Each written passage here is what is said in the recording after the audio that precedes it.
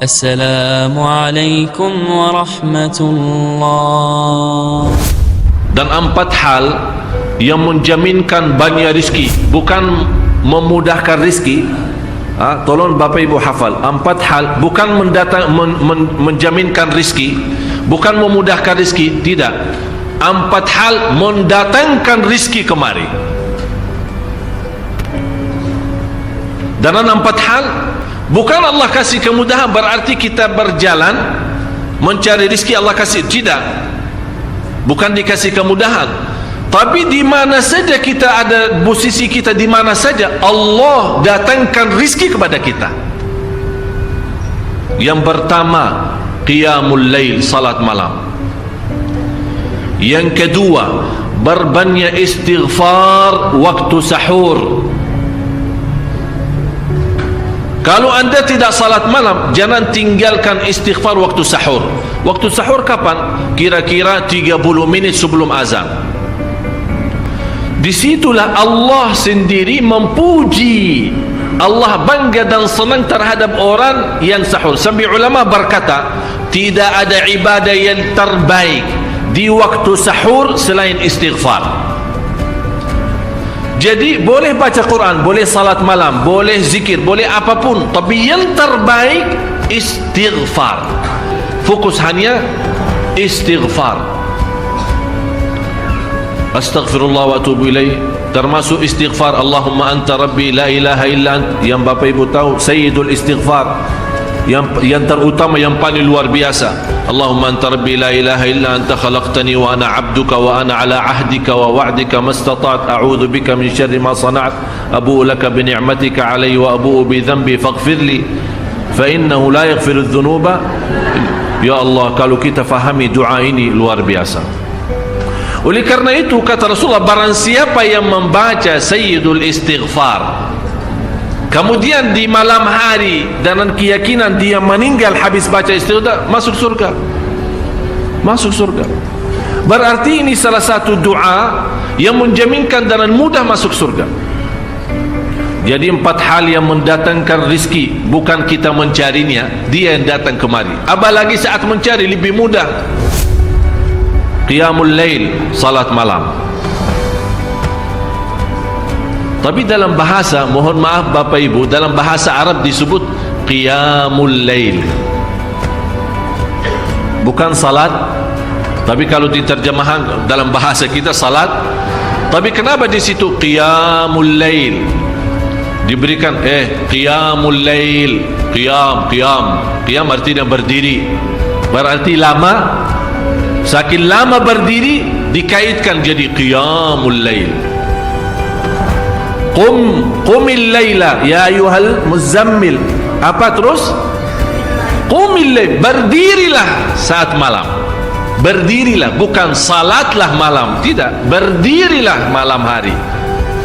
Itu dahsyatnya di situ berdiri. Qiyamul lail. Yang kedua, berbanyak istighfar. Yang ketiga, berbanyak sedekah. Sebenarnya bukan istilah berbanyak sedekah. Kadang-kadang orang bersedekah 100 juta, udah saya sudah bersedekah 100 juta. Bukan itu. Bukan yang dimaksud berbanyak sedekah itu dari sisi uang itu banyak atau sedikit, bukan. Yang dimaksud rahasia sedekah, ta'ahudus sedekah, istiqamah bersedekah. Istiqamah itu tidak menjadi masalah besar maupun kecil, itu tidak menjadi masalah, karena bagi Allah tidak ada artinya besar maupun kecil. Kita tidak memberikan kepada Allah karena Allah Maha Kaya. Tapi rahasia sedekah itu kita terus menerus sedekah, siang pagi malam, siang pagi malam, pagi besok terus, minggu depan, tidak pernah berhenti. Setiap ada kesempatan selalu kita membawa sedekah. Itu namanya ta'ahudus sedekah. Ta'ahud kalau dalam bahasa sebuah janjian, seolah-olah kita ada kontrak kerjasama antara diri dengan apa? Dengan sedekah. Itu kata ta'ahud, ahad, berjanjian. Saya berjanji, seolah-olah ada berjanjian antara kita dalam sedekah. Jadi tidak boleh terlepas dari berjanjian, seolah-olah kita menghormati berjanjian. Bagaimana menghormati? Kita terus kerjasama. Kita beri, Allah ganti berkah sedekah. Kita beri lagi, Allah ganti masih terus. Kita beri, masih Allah terus ganti. Itulah dahsyatnya sedekah. Jadi Bapak Ibu, jangan nunggu hari tertentu, bulan tertentu, malam tertentu kita bersedekah. Jangan. Setiap kita merasa ada berita baik, ada berita maupun ada berita buruk yang menyakiti perasaan kita di rumah tangga kita, anak kita, suami kita, istri kita, apapun, langsung segera sedekah. Disitulah rahasianya. Ikatkan seolah-olah kita sudah membuat perjanjian antara diri dan sedekah dalam segala hal, hal senang maupun hal tidak, hal bahagia maupun hal sedih, hal bangga maupun hal lagi menghadapi kesusahan, kesulitan, selalu sehat dan sakit. Terus yang keempat, zikir, berzikir pagi hari dan sore hari. Berzikir pagi hari dan sore hari. Ini 4 hal Bapak Ibu. Berdiri malam hari, itu yang namanya tahajud, banjanya atau lamanya berdiri. Berbanyak istighfar waktu sahur. Yang ketiga, berbanyak sedekah.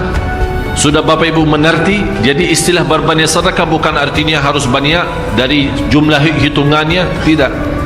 Yang keempat adalah berzikir di pagi hari maupun petang hari.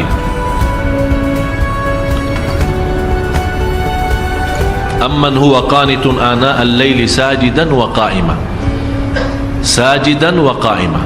Jadi Bapak Ibu, saat kita berdiri lama, walaupun baca satu ayat diulangi berkali-kali, walaupun baca surah pendek tapi diulangi berkali-kali, tidak menjadi masalah.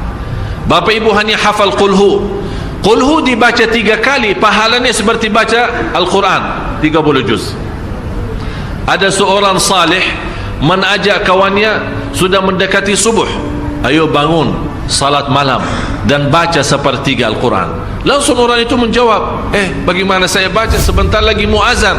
Bacalah qul huwallahu ahad, salat malam dan qul huwallahu ahad. Jadi Bapak Ibu, yang saya harap, jangan susah fikir, ya Allah saya mau baca apaan. Tidak usah susah fikir. Baca dan nikmati, yang penting nikmati bacaan. Walaupun qul huwallahu ahad setiap hari. Kalau kita pusing baca, Allah tidak akan pusing mendengar. Malah Allah paling senang mendengar bisikan bacaan dan bisikan doa kita malam hari.